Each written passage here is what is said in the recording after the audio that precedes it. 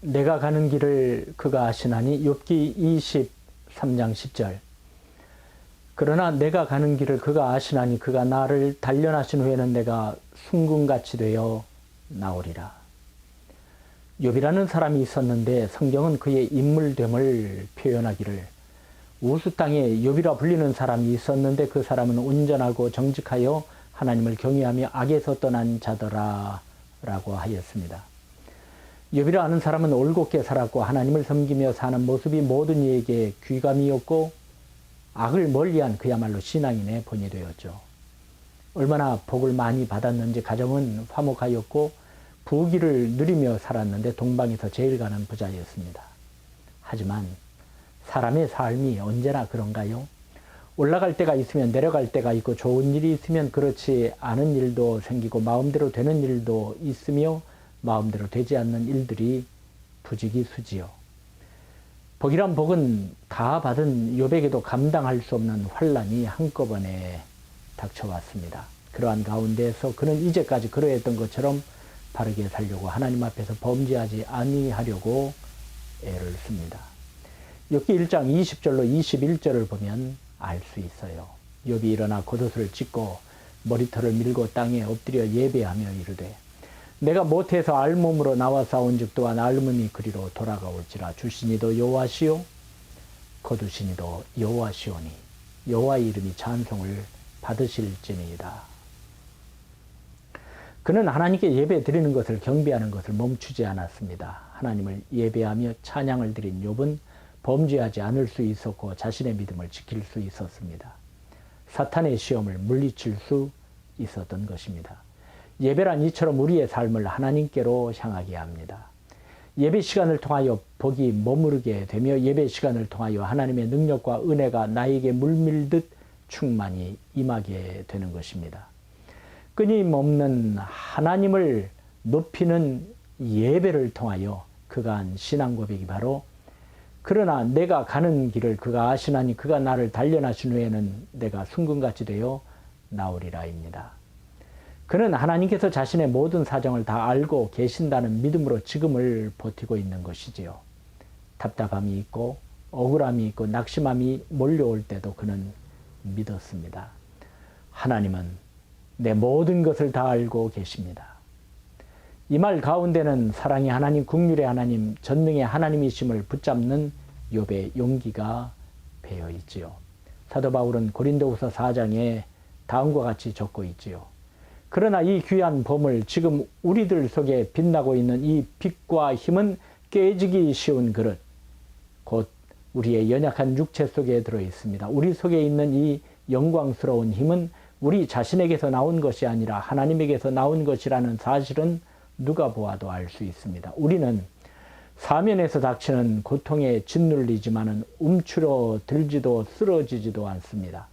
너무도 어처구니 없는 일에 당황할 때도 있지만 절망하거나 자포자기하지 않습니다. 우리가 박해를 받을 때도 하나님께서는 결코 우리를 버리시지 않습니다. 우리는 얻어맞고 넘어져도 다시 일어나서 달려나갑니다. 믿음이 있는 자, 하나님을 나의 하나님으로 모신 자를 세상이 쓰러뜨릴 수 없습니다. 그 이유는 하나님은 나를 아시고 내 가는 길을 아시기에 그분의 예비하신 은혜, 여호와 이레의 은혜가 나를 붙들기 때문입니다. 내 모든 것을 아시는 주님, 내 가는 길을 아시고 선한 길로 이끄실 줄 우리는 믿습니다.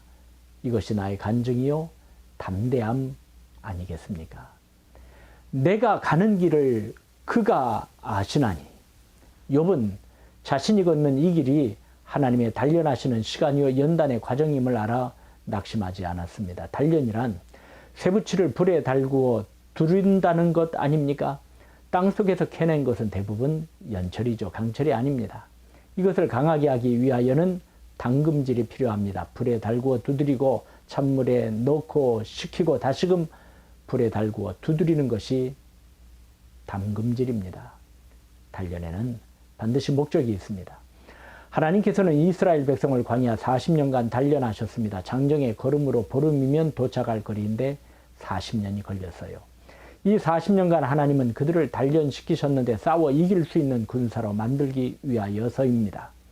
단련 없이 가나안 족속을 이길 수 없었습니다. 그러기에 연단의 기간이 꼭 필요하셨던 것입니다. 모세는 이렇게 이스라엘을 권면하고 있습니다. 신명기 8장 2절 3절이지요. 내 하나님 여호와께서 이 40년 동안에 내가 광야길을 걷게 하신 것을 기억하라. 이는 너를 낮추시며 너를 시험하사 내 마음이 어떠한지 그 명령을 지키는지 지키지 않는지 알려 하심이라. 너를 낮추시며 너를 줄이게 하시며 또 너도 알지 못하며 내 조상들도 알지 못하던 만나를 내게 먹이신 것은 사람이 떡으로만 사는 것이 아니요 여호와의 입에서 나오는 모든 말씀으로 사는 줄을 네가 알게 하려 하십니다. 언약의 말씀 붙들고 하나님의 약속을 얻게 하시려는 훈련의 장소가 광야라는 것입니다. 욥도 이를 안 것입니다. 자신의 지금 걷는 과정이 헛것이 아니라는 것입니다. 바로 단련임을 말입니다. 이를 알았기에 욥은 그 기간을 능력 있게 감당하고 견딜 수 있었습니다. 헛된 기간이 아니요 헛된 고생이 아니라는 것을 믿음으로 깨달았습니다. 야고보서 1장 12절을 보세요. 시험을 참는 자는 복이 있나니 이는 시련을 견뎌낸 자가 주께서 자기를 사랑하는 자들에게 약속하신 생명의 면류관을 얻을 것이기 때문이라. 참으로 우리에게 용기를 주시는 말씀 아닙니까? 이겨낸 사람은 복 있는 자입니다. 그러기에 같은 장 2절로 4절에 말씀하고 있어요. 내 형제들아 너희가 여러 가지 시험을 당하거든 온전히 기쁘게 여기라. 이는 너희 믿음의 시련이 인내를 만들어내는 줄 너희가 알미라. 인내를 온전히 이루라. 이는 너희로 온전하고 구비하여 조금도 부족함이 없게 하려 함이라. 지금 많은 어려움과 시련을 겪고 있다면 기쁘게 여기라는 것입니다. 이것이 신앙의 장부입니다. 그 이유는 바로 이 기간이야말로 인내를 기를 수 있는 하나님께서 주신 기회이기에 그렇습니다. 그러기에 로마서 5장 4절에는 인내는 연단은 소망을 이루는 줄 알미로다라고 기록되어 있는 것 아니겠습니까? 베드로전서 1장 6절과 7절에 베드로 사도는 기록하고 있습니다. 그러므로 너희가 이제 여러 가지 시험으로 말미암아 잠깐 근심하게 되지 않을 수 없으나 오히려 크게 기뻐하는도다. 너희 믿음의 확실함은 불로 연단하여도 없어질 금보다 더 귀하여 예수 그리스도께서 나타나실 때에 칭찬과 영광과 존귀를 얻게 할 것이니라. 시련이 올 때에도 이상한 일 당하는 것처럼 여기며 낙심하지 맙시다. 이것 때문에 잠깐 근심하지 않을 수는 없겠으나 이 연단을 통과한 후에 나타날 영광을 바라보며 용기를 내며 더욱 주님께 예배하며 전진할 때 우리는 승리할 것입니다.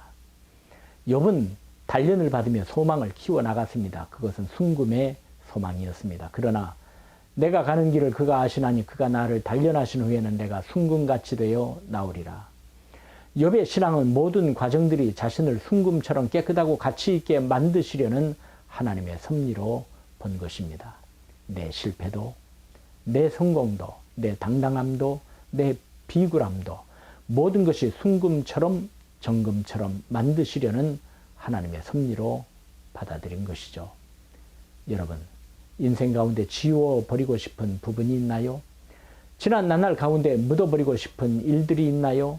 그렇게 생각하지 마세요. 다 하나님의 이끄심의 한 과정으로 받아들이시기 바랍니다. 이럴 때 하나님의 복주심을 체험할 것입니다. 그리고 하나님의 사람으로 새로워질 것입니다. 사도 바울은 고린도후서 12장 9절과 10절에 간증합니다. 나에게 이르시기를 내 은혜가 네게 족하도다. 이는 내 능력이 약한 데서 온전하여 짐이라 하시니라. 그러므로 도리어 크게 기뻐함으로 나의 여러 약한 것들에 대하여 자랑하리니 이는 그리스도의 능력이 내게 머물게 하려 함이라. 그러므로 내가 그리스도를 위하여 약한 것들과 능력과 궁핍과 박해와 곤고를 기뻐하노니 이는 내가 약한 그때에 강함이라. 약한 그때는 굴욕적인 때도 아니요 실패의 때도 아닌 예수님의 능력으로 버틸 수 있게 해주신 은혜의 때요 견딜 수 있게 해주신 사랑의 때임을 알았기에 감격하고 있는 것입니다. 그는 순금과 같이 나왔습니다. 욥기 42장 1절로 5절이지요. 욥이 여호와께 대답하여 이르되 주께서는 못하실 일이 없사오며 무슨 계획이든지 못 이루실 것이 없는 줄 아오니 무지한 말로 이치를 가리는 자가 누구니까 나는 깨닫지도 못한 일을 말하였고 스스로 알 수도 없고 헤아리기도 어려운 일을 말하였나이다. 내가 말하겠사오니 주는 들으시고 내가 주께 묻겠사오니 주여 내게 알게 하옵소서. 내가 주께 대하여 귀로 듣기만 하였사오나 이제는 눈으로 주를 배웁나이다. 욥이 하나님께 아뢰는 것이죠. 주님께서는 못하시는 일이 없으시다고요. 하나님의 계획은 어김없이 이루어진다는 것도 깨달았지요. 바로 연단을 통하여 말입니다. 이제 의심의 안개는 사라졌습니다. 욥의 인생길 가운데 주님을 똑똑히 뵐 수 있었습니다. 전능하신 하나님을 말입니다. 이러한 고백은 한 번에 나오는 것이 아닙니다. 내가 가는 길에서 수많은 거룩한 경험으로부터 나올 수 있는 것입니다. 내 앞에 겪는 일들을 하나님의 단련으로 받아들이며 그를 예배하고 경배하는 가운데 얻는 열매인 것입니다. 사랑하는 여러분, 욥은 인생의 주인이 누구임을 알았습니다. 자기 삶의 주인은 자신이 아니라 창세전에 자신을 계획하시고 이끄시는 그리고 뜻을 이루시는 하나님이심을 깨달은 것입니다. 지금은 불안하고 막막한 처지에 있다 하여도 그 가운데서 자신을 구하여 내실 분은 바로 창조주 하나님이심을 붙잡은 것입니다. 그러기에 다윗은 시편 23편 3절과 4절에 내 영혼을 소생시키시고 자기 이름을 위하여 의의 길로 인도하시는도다. 내가 사망의 음침한 골짜기로 다닐지라도 해를 두려워하지 않을 것은 주께서 나와 함께 하심이라. 주의 지팡이와 막대기가 나를 안위하시나이다 라고 노래하지 않았습니까? 하나님은 아십니다라고 내 모든 것을 맡기세요. 인생 골짜기 통과할 때 주시는 사랑의 연단을 받으며 순금과 같이 되어 나오는 영광에 모두 참여하시기를 소망합니다.